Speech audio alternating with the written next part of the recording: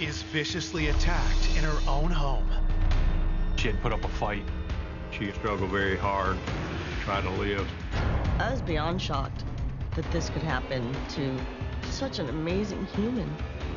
I mean, why? Police single out several suspects. The boyfriend began to wash his hands before police arrived on the scene. A bitter divorce, custody battles, money, these are all motives for murder. We appreciate you coming and talking to us, man, but we got some problems. What's the truth? What happened? Just when detectives think they have the killer in sight. I need to start complaining while your cell phone and her cell phone take. I don't know. All right. The investigation takes a jaw-dropping turn. And it was a murder from a Hollywood movie. It was definitely bizarre. It was just unexpected. Only a twisted person could pull something like this. Contrast, just a few miles away, is the suburban calm of Hermitage.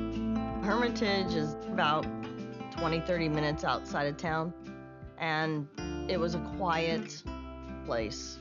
It doesn't have the hustle and bustle of downtown Nashville. It's an upscale, nice area to live in that didn't really have that much crime.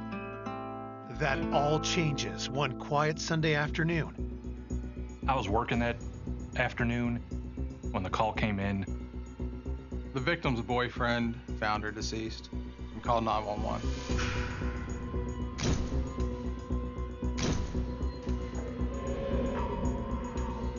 When I'd walked inside the residence, I found the victim dead inside the living room area.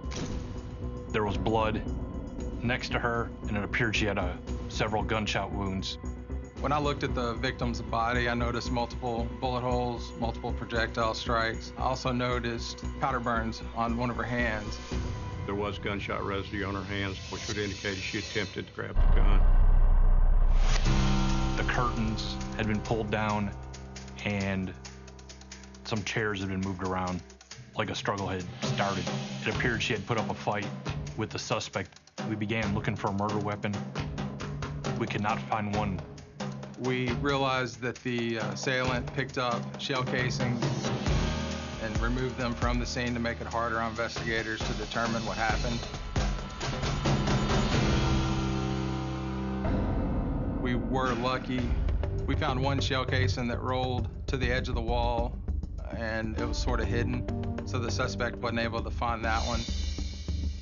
It had a green sheen, and I thought it was an old brass shell casing that was corroded. We turned it over for the test. We knew upon locating that shell casing that we were now going to have a clue that we could follow up on. We noticed there was money on the counter, and there was other valuables, jewelry, a ring, so it didn't appear that robbery was a motive. Investigators follow a trail of evidence from outside the house.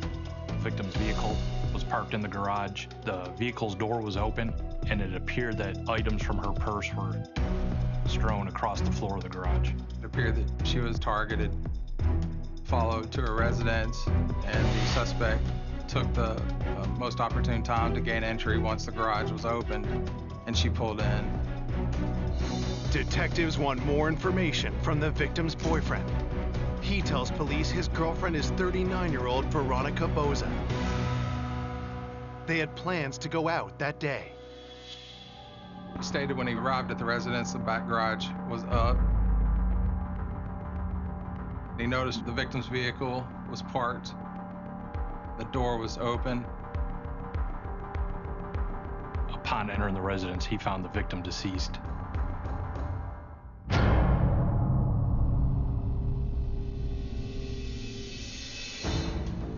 Obviously, he's a suspect for us. He was the one that found the victim, and the red flags are up for us as detectives. But Brian's too overwhelmed to say much more. We can't rule him out because we don't know the history and don't know what happened. We knew we were going to have to conduct an interview with the boyfriend later on.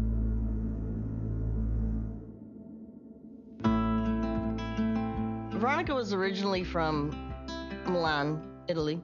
Veronica was very religious. She was Catholic.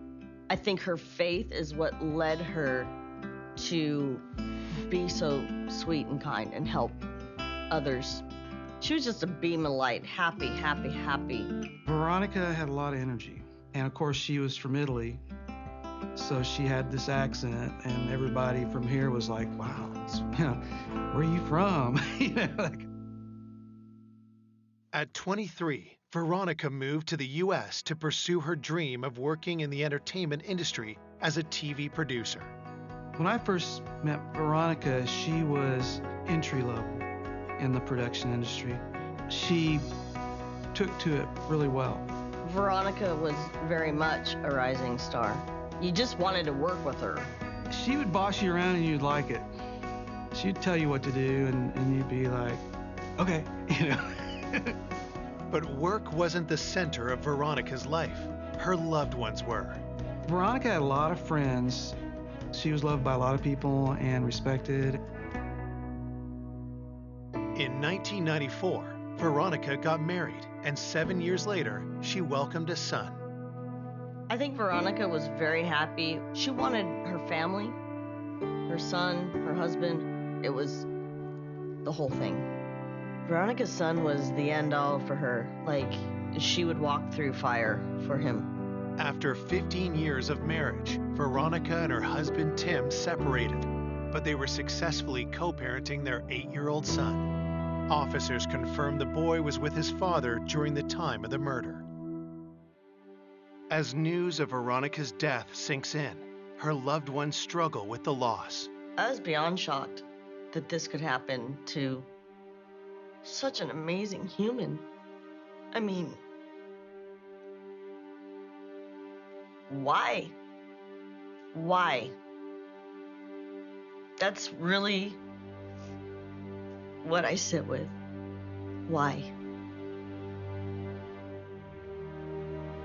To hear this news was like a punch in the gut. I was stunned. At the crime scene, investigators make a startling discovery. Veronica was a victim of a random mugging and robbery just months before her murder. We noticed a letter from the state saying the subject that was arrested for robbing her was going to be released on parole. The person was armed and took property from her, and ultimately the suspect was arrested in the robbery and Veronica prosecuted. Was the attacker out of jail the day Veronica was murdered? This was definitely an angle we had to look into and to see his whereabouts and if he had ever made any statements toward Veronica after he had been arrested.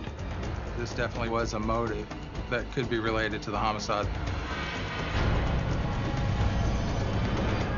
Coming up, an old friend with a troubling past draws suspicion. We found out that he had a large number of physical assaults against women. Then investigators uncover a web of deceit This was significant because it showed that he was lying about where he was. that leads to a killer hiding in plain sight.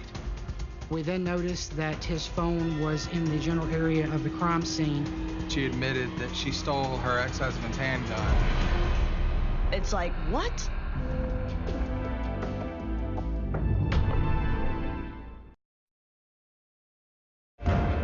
After finding TV producer and loving mother Veronica Boza gunned down in her living room, detectives are trying to establish if a criminal from her past has taken his revenge. We definitely had to look into seeing if he was out to harm Veronica. We started to do a background investigation on him. He was a dangerous person. But when investigators dig deeper, they are forced to reassess. We were able to find records showing that he was in jail during the day of the murder. With a key suspect eliminated, detectives now focus on reconstructing their victim's final hours. We found out that Veronica attended St. Edward's Church, and that's where she dropped her son off with his father after church service that Sunday before she was murdered. Her boyfriend. Brian had spoken with Veronica right after she had left church. She also spoke to a coworker during her drive. We were able to learn when her last call was made, and then from Brian's when the 911 call was made. From this information, detectives pieced together a timeline. Veronica was alive at 12:08 and dead by 12:20. So there was a 12-minute span that we were able to narrow down of when this murder took place. Due to the very limited time frame that the homicide could have occurred, the suspect would have been definitely rushed for time to perpetrate the act. With Brian arriving just moments after Veronica's death, police question how he could have missed spotting her assailant. So we needed to speak with her boyfriend. We had to interview him and exclude him as a suspect, if possible, or keep him as a suspect. Brian agrees to go down to the station for further questioning.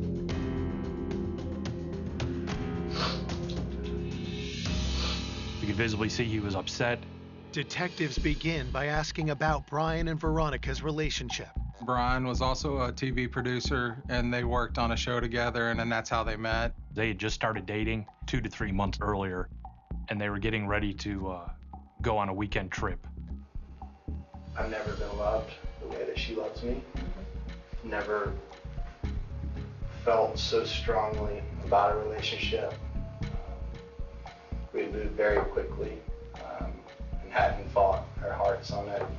Though Brian appears to be the grieving boyfriend, they still do not have evidence to eliminate him as a suspect. Did you see her at all today? No. So When was the last time you saw her? Sundays are usually when we reunite. He stated that he talked to Veronica after she dropped off her son near the church, and they were talking about a short trip they were going to take. He left a friend's house, and he was heading to Veronica's house. Along the way, he stopped and purchased a cold drink at a market, and then spoke with Veronica on the phone, and then he pulled up to the residence. Walked in, looked to the right, saw her on the ground. I screamed for her name, and then went over to her. I saw the state she was in. I believe she was still alive up until a few moments before I walked in the door.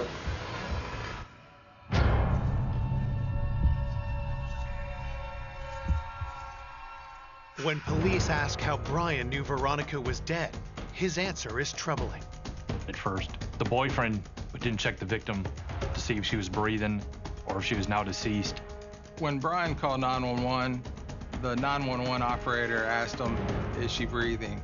Only then did Brian check for a pulse, and he didn't find a pulse. And then he began to wash his hands before police arrived on the scene. He didn't perform any type of medical assistance to Veronica. It would seem odd. Did you hurt Veronica today? Did you have? No. And she's the love of my life. We plan to spend the rest of our life together. Brian insists he had nothing to do with Veronica's death. He's then very quick to offer up another suspect. Had she had any disagreements with anybody that you know of? Tempos. As we were interviewing Brian, he brought up the soon-to-be ex-husband as a person that we might want to look at as being involved in the homicide. Brian had stated that Veronica and Tim were going through a rough divorce. He said the divorce was contentious between Tim and Veronica, and he knew there was issues relating to the custody of their son. Brian tells the detectives that he and Veronica were worried that Tim was capable of terrible things. Been very cautious for the past 6 months. I've been keeping an eye out if there was anybody there. I always felt like maybe he was the kind of guy who was going to have somebody there, like surveillance or something like that. Mm-hmm. That raised red flags and piqued our interest. A bitter divorce, custody battles, money, these are all motives for murder. We wanted to interview him. Obviously, Tim, he was a suspect to us at this time due to his relationship with Veronica.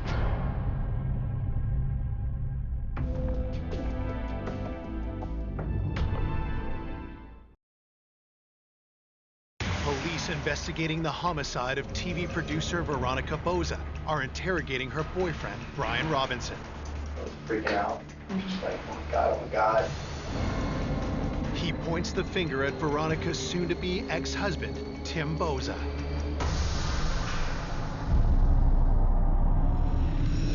We found out that the divorce was within a few weeks to a month of being finalized, and that the divorce was going to be favorable to Veronica. Brian tells police Tim isn't happy about the settlement or the custody arrangement.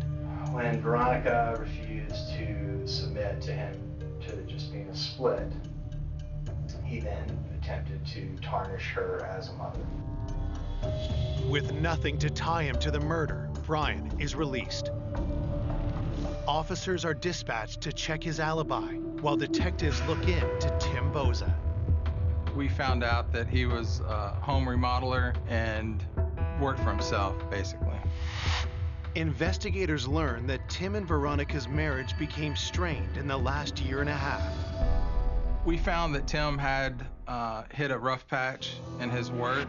Some of his houses weren't selling. He was starting to have money issues. Her life was taking off and going a really good direction, and Mr. Boza's life was doing the exact opposite. 12 months before the murder, Veronica filed for divorce. The reason they had started the divorce was the financial situation Tim had put the family in with this business. His business was basically going down the tubes. He fought with Veronica over money. There was sort of an issue between Veronica and Tim as far as custody, and Tim was worried Veronica was going to take their son out of the country. Would Tim kill his wife to keep from losing his son? We went to Tim's house to notify him of Veronica's death. He didn't seem very upset, didn't seem very shaken. Tim did start to show emotion when he started talking about how to make notification to his son that his mother had passed. Tim told us his son went to his sister's house. Tim called his sister. He told her what happened to Veronica, and he again became upset at the thought of having to tell his son what happened to his mother. Police asked Tim to come down to the station for an interview where they questioned him about his wife's personal life. Tell me about this boyfriend of hers. You doing the show, you've been putting in 14, 16, 20 hours a day. You started hanging out. She just started acting weird. And then I started paying attention more. She fessed up. I said, okay. Tried therapy for a little while. Didn't work. I moved out June 6th. Tim stated that he was upset that they were going through a divorce and that it wasn't what he wanted. Had Veronica's relationship with another man driven Tim to kill? Has your relationship with your wife ever been volatile? No. Was there ever any problems in the divorce? Our thing was good.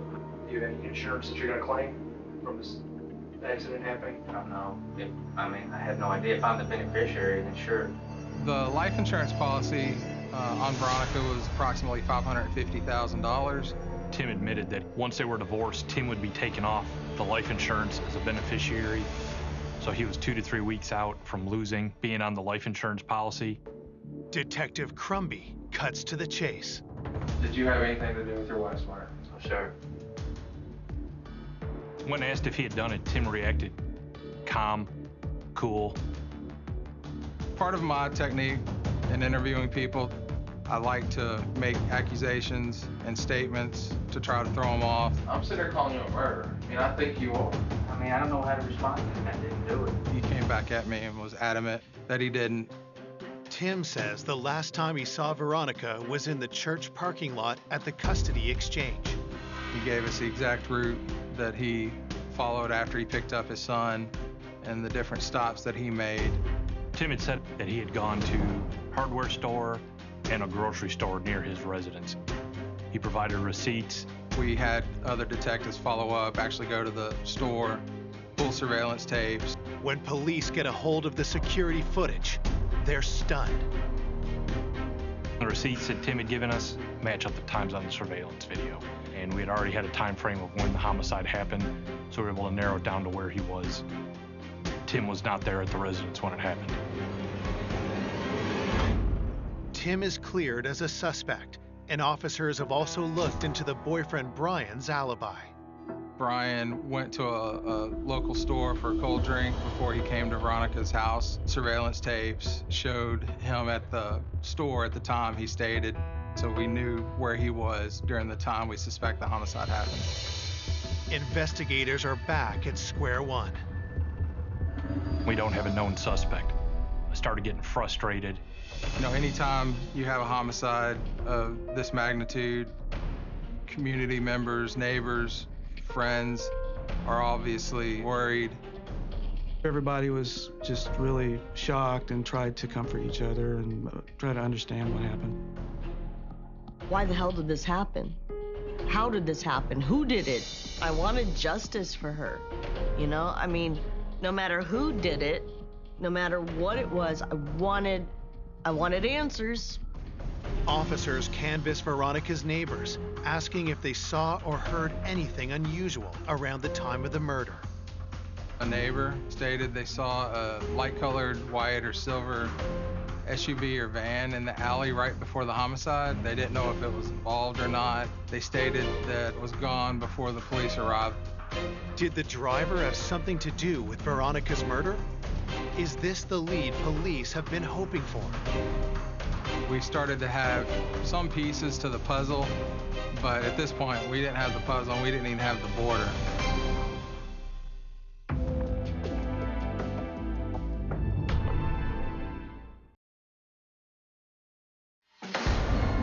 Two days after Veronica Boza's murder, police still don't have a solid suspect. Their only lead is a light-colored SUV that was seen in the alley by Veronica's house right before she was attacked. We tried to narrow down whose vehicle that possibly could have been. We were told that maybe a handyman that comes around, so we followed up and determined that he had a Dart truck. With few leads, investigators looked to Veronica's autopsy results for insight. The medical examiner said that she was shot 4 times. She had a defensive wound to her arm. The last time was a shot to her head to make sure that she was dead, so she was basically executed. Well, is this a stalker? Is this a hitman? What is it? And so everybody was on alert. While the murder weapon wasn't found at the scene, police do get one piece of good news. Technicians ran ballistic tests on the shell casings, and that gave us a type of gun we were looking for. It was fired from a high point 9mm. Investigators decide to track Veronica's phone for further clues. When we have a homicide, we like to collect electronic evidence. We knew from family and friends that she had an iPhone, so we had our tech investigator follow up on cell phone records and GPS records. We were able to see that she'd gone to church and then came back home, and then now that phone is missing. Police believe Veronica's attacker took her phone. The location of the cell phone was being recorded, leaving the scene of the homicide, traveling down the roads, down the interstate. Was the signal leading police straight to Veronica's killer? That was one key piece that really opened our eyes. It was almost as if Veronica was helping us in our investigation. But then the signal goes dead. So we thought that the phone had been destroyed, powered off, or just the battery died. We requested records for her current boyfriend, Brian. We determined that he was telling us the truth about where he had been, what he had been doing. We looked at the cell phone records and the GPS locations for Tim in relation to the homicide. His cell phone was hitting on towers along the path that he stated he took. But something else about Tim's phone records jumps out to detectives. We noticed multiple calls to one number before and after the custody exchange. Police learn the number belongs to Corey Cotham. Corey Cotham was a friend of Tim's. They worked together, they hung out together, and they were very close. He was friends with Veronica, and at some point actually stayed with Tim and Veronica Were the calls just routine conversations between two friends, or something more sinister? Tim had told us that he spoke with his friend Corey, but he just made it seem like it was just a matter of the fact, not a long conversation. But this was definitely a red flag to us. But when police look closer at Corey, they find Tim and Veronica's good friend has a dark and troubling past. We found out that he had a large number of assaults, physical assaults against women. Corey Cotham preyed on women. He was always playing women and trying to get money. He had such a high opinion of himself. He called himself Big Man. It's a major revelation. Was it possible Corey had something to do with Veronica's death? Maybe there was a personal reason between him and Veronica that we didn't know about that could have been related to the homicide. We were just unsure at this point. We then got a warrant issued for Corey's cell phone data to show what Corey had been up to that day. The results raise immediate suspicions. Corey's phone and Veronica's phone were both hitting in the same general area as each other. We noticed that the day of the homicide, he was in the general area of St. Edward Catholic Church, which is where Veronica went to Mass at that morning. We then noticed that his phone was in the general area of the crime scene later that morning. When detectives track his phone's movement after the killing, they make a stunning discovery. We noticed that Corey Cotham's device was in the area of the crime scene, then heads back out towards Interstate 40. The route is suspiciously similar to the path Veronica's cell phone took. We would conclude that the two devices are in close proximity to each other and that there's a good probability that the phone was taken by the suspect at that point. Upon learning that information, we now started looking at Corey Cotham as a suspect in the murder of Veronica Boza. Investigators come up with a plan to lure Corey into talking. I was very nonchalant with him. Tried to play it as we needed his help to clear his buddy Tim. Corey agrees to meet with detectives. He didn't think our radar was up in regards to him. Corey confirms he spoke with Tim the morning of the murder. It was a couple times. I know I called, I know I called on the way back into Nashville. He stated he was coming back from Kentucky from seeing one of his girls, and that at the time he spoke with Tim, he was passing the Portland area on the interstate. Where were you when you talked to him at 12:20? I was already back in town. I went over one of my girls' house and just chilled with her, He went to a girlfriend's house in Nashville, which was on the other side of town from where the homicide occurred. So he put himself way away from the homicide location. This was significant because it showed that he was lying about where he was. Then, investigators decide to set a trap. One thing we had to do was put Corey's phone on his person and in his hand 100% of the time. Is that the best way to get a hold of you, by your phone? Yeah. You always have it on you? Always. Okay. You're like me, man, 24/7. Hey, I got the car charger, the whole deal. We were able to get Corey to admit that he always had his cell phone with him and that nobody else had the phone that day. And that's almost as good as putting a weapon in Corey's hand. All right, man. We appreciate you coming and talking to us, man, but we got some problems. What's wrong? We've already pulled cell phone records, all right? And what you told us is totally not what your cell phone records show. He got fired up. He was pretty upset, pretty mad.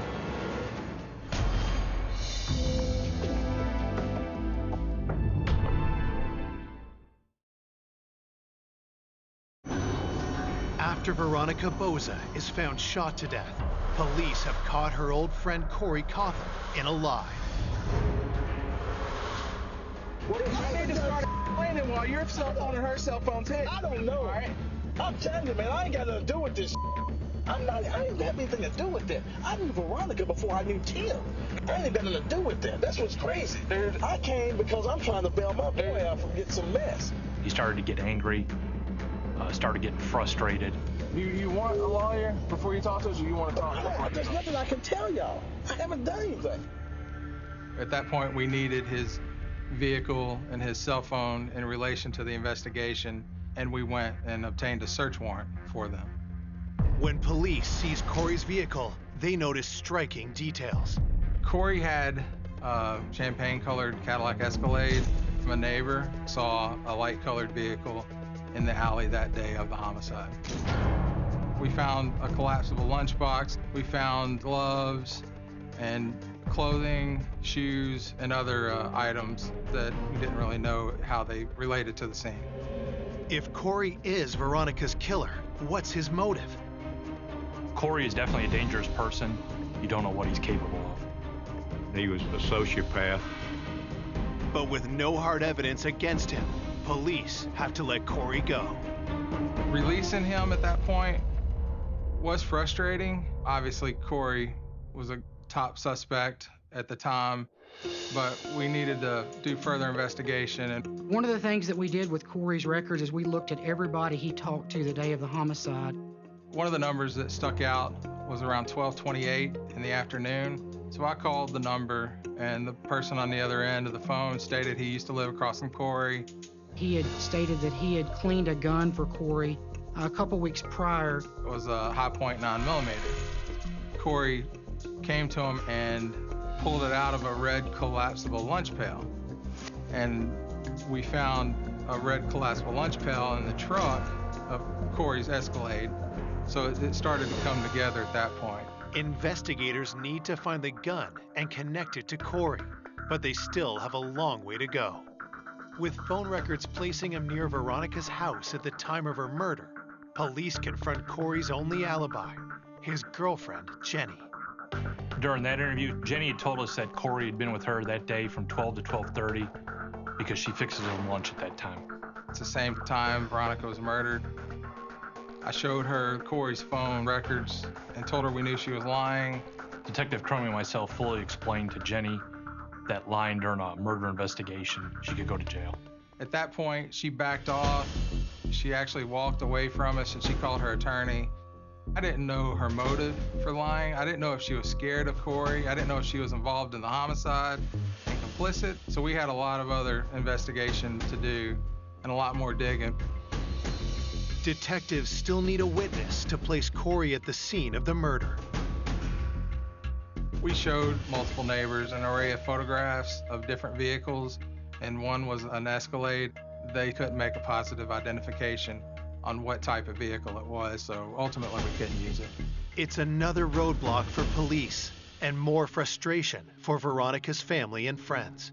It makes you mad that somebody would do something like that to somebody like her. It felt twisted. It was like we couldn't get answers. We were getting all these rumors. What's the truth? What is the truth? What happened? Investigators need a break, and they finally get one. Jenny, Corey's girlfriend, was starting to contact the police department multiple times and wanting to speak with detectives in relation to the case. So when we interviewed Jenny the second time, she decided to tell us what really happened. Not sure what time he was at my house. He was at my house Sunday. I can't be certain of the time. Now she couldn't provide an alibi for Corey. She did state she saw him that morning, but she was half asleep. When she woke up later in the afternoon, Corey was now at her house after the time of when the murder happened. You didn't go with him? You didn't take him? No. I did not leave my house. Jenny does make one startling admission that's very valuable to police. She admitted that she stole her ex-husband's handgun and put it inside a red collapsible lunchbox and hid it in her vehicle. Whenever I thought I could get arrested for it, I was going to try to sneak it back. Whenever I went to go sneak it down back, it was missing. And the only person that knew was Corey. It's a major discovery. Not only is Corey's alibi shattered, police now have a lead on the possible murder weapon. We showed Jenny a picture of the red collapsible lunchbox we found in Corey's vehicle, and she identified that as being the one that she put her handgun in after she stole it from her ex-husband.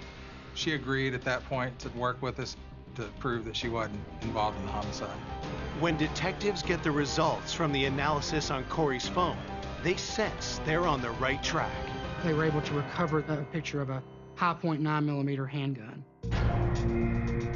It's the same type of gun that was used to kill Veronica. The one shell casing we were able to locate on the scene had a greenish tint to it. After looking at Corey's phone, the ammunition in the picture also had a greenish tint to it. This was possibly the gun that was used in the homicide. We didn't know if Jenny gave it to Corey. Corey stole it, we didn't know. So we dug through the police reports relating to her and her ex-husband, and it just says that a handgun was stolen. When police contact Jenny's ex, he confirms that the gun in the photo is his. He stated it was the high-point 9mm that was stolen. Was this the actual gun used in Veronica's murder? Our main motive was to find ballistics that affirmatively tie the handgun that was stolen as the handgun used in the homicide to kill Veronica. Jenny's ex also tells police he used to shoot his gun on his property. We searched everywhere trying to find evidence, any shell casings that could have matched.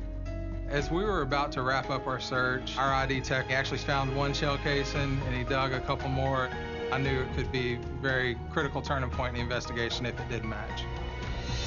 3 hours later, detectives received the ballistics report. It's a match. Definitely was fired from the same handgun. It was the best thing we could have done and could have to tie the handgun to the scene without actually having the handgun. But where is the gun that was used to kill Veronica? Before investigators can lay any charges against Corey, they get an urgent call from Jenny. She told the police Corey had planned a trip to Barbados. He was going to leave the country. He's about to flee the country. They need to act fast before he slips through their fingers. We contacted Jenny again and asked her to come in and do a controlled phone call. I asked Jenny to wear a wire to see if Corey would talk about what had happened, and also to try to get him to come back to Tennessee where we could arrest him. Jenny is nervous, but agrees to help police. Hey, what's wrong? Hey, they're coming to arrest me, Corey. What do I do? She stated that the police were coming after her, that we had a warrant for her. They got some sort of bullet, and it matches the same thing, exact match as one that they found at the crime scene. She stated that the detectives were able to tie the handgun that she had from her ex-husband to him or to the homicide.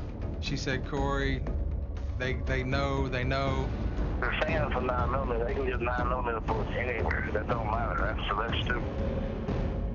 That was an aha moment because we never released to him or anybody else the caliber of weapon that was used. So we were very confident in all the evidence from Cotham, which was just overwhelming that he was the killer. But it's what Corey says next that blows investigators away. Get in touch with him. Let him know what's going on. Mr. Cotham did make a statement, you need to check with Tim and get with Tim. For him to tell Jenny to call Tim, that let us know right then and there that Tim was involved in the homicide. It's a surprising twist. Had Tim been involved in Veronica's death after all? Surveillance was started on Tim that afternoon. Mr. Boza had a big motive. He had custody issues in his marriage. We had money problems. Tim had financial gains from the death of Veronica Boza. $550,000 in insurance, which would have turned his life around. While Tim had motive to kill Veronica, he didn't pull the trigger. But would he have recruited the couple's mutual friend to do his dirty work? Police take Corey into custody. Then they close in on Tim. Officers were able to follow Tim around, and then once the warrants were obtained, Tim was arrested during a traffic stop. Corey refuses to speak to police, but Tim is eager to talk. He tells detectives a tale so twisted they can hardly believe it. I'm sorry, I lied to everybody here. There was a movie years ago. They both had terrible wives, mothers, or whatever, and they said, what is this crisscross thing? And just in jest, I said, okay, hey, we should do the same thing. It was a very crazy plan. This homicide didn't make sense to me and how it played out. It was just unexpected. It was definitely bizarre when he told us what the plan was. Corey was supposed to murder Veronica, and Tim was supposed to murder one of Corey's girlfriend's ex-husband. The two of them got this idea from a Hollywood movie with the same type of plot. The crisscross killing theory was strange. Of course, Boza claimed he thought they were joking, but I could see that Mr. Cotham really talking it up and acting like Mr. Big Man or Mr. Hitman, that they could pull this off. The day she's he's murdered, he calls you and says it's done. Yes, sir, he did. What did he say? Where he He just said that he went in the house and she tried to run and that he shot her. When I talked to him, it said that Corey said it's done, which was obviously dynamite evidence for us. Police learned Corey also had something more to gain from Veronica's death. Tim promised to pay Corey $35,000 of the life insurance policy. His wife was leaving him, and he just had anger and jealousy issues of the victim. He was a desperate man, and he had the strongest motive of anybody. Corey Cotham and Tim Boza are tried separately for their roles in Veronica's murder. In court, prosecutors put forward a theory of how the crime unfolded. The morning of the homicide, Corey went down to St. Edward Catholic Church. The only person that could have told Corey Cotham where she was going to be that day was Mr. Boza. While Tim runs errands to build his alibi, Corey follows Veronica home. Veronica opens her garage door. She pulls in to park. Corey pulled right in behind her, got out of his vehicle. He was wearing a mask and gloves, and Veronica was in her vehicle and saw this. She runs into the house. Corey's chasing after her. I believe they fight in the kitchen area and in the living room area. She fought for her life. She obviously struggled very hard to try to live.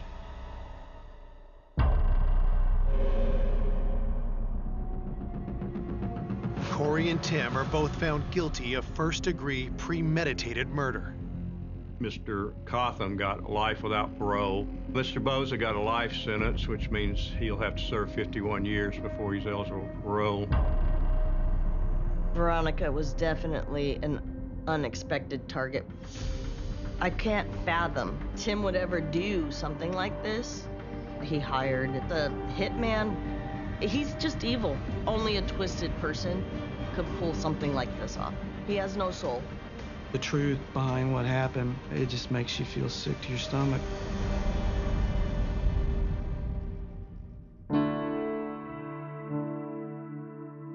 In losing Veronica, we lost one of the most amazing human beings that ever walked this earth. Miss her all the time. It's painful. The real tragedy in this case is all the families that were destroyed. Veronica's son won't have a mother and father. I remember as someone who you enjoyed working with and looked forward to being around. I think Veronica would want to be remembered.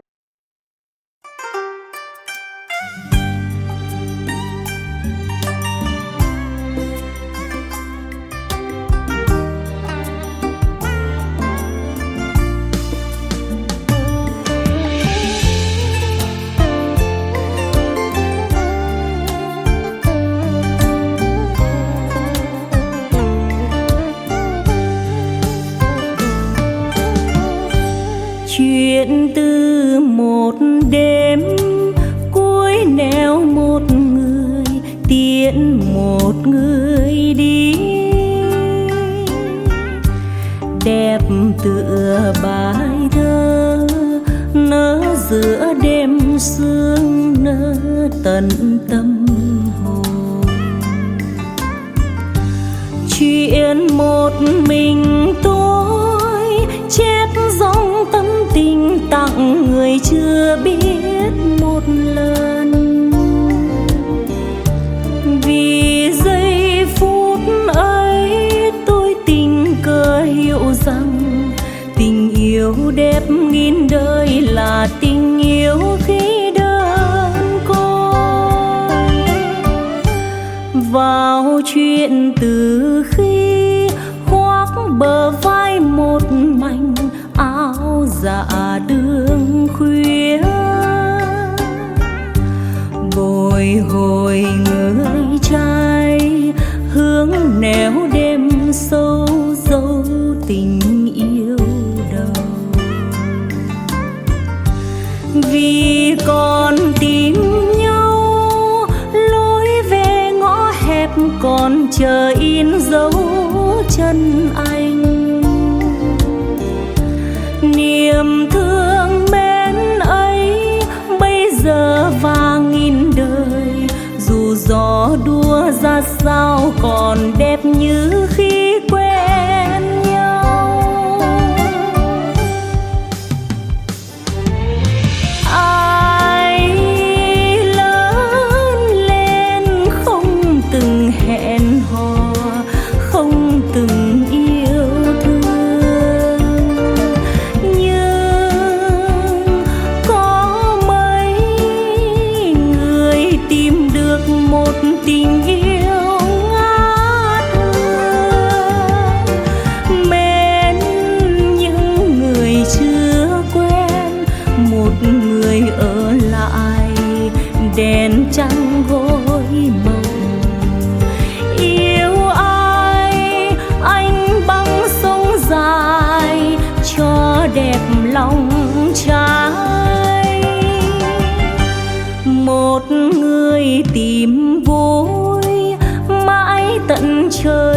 nào giá lạnh hôn đau.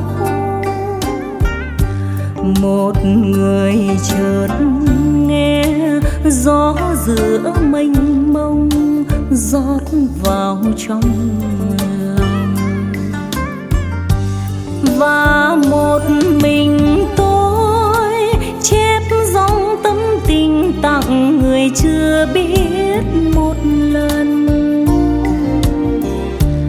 Vì trong phút ấy tôi tìm mình thì thầm, giờ đã gặp được một nụ hoa nở về đêm.